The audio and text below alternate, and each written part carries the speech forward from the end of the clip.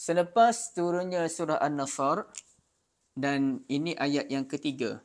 Fasabbih bihamdi rabbika wastaghfir innahu kana tawwaba. Okey. Sejak hari itu, Nabi SAW menurut cerita isterinya Ummul Mukminin Aisyah radhiyallahu anha banyak kali memuji Allah dalam rukuk dan sujud.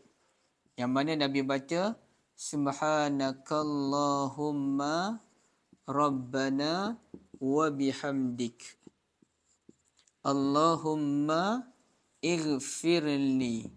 Jadi fasabbih subhanaka bihamdi wa bihamdik. Okey. Rabbaka Rabbana Allahumma Rabbana.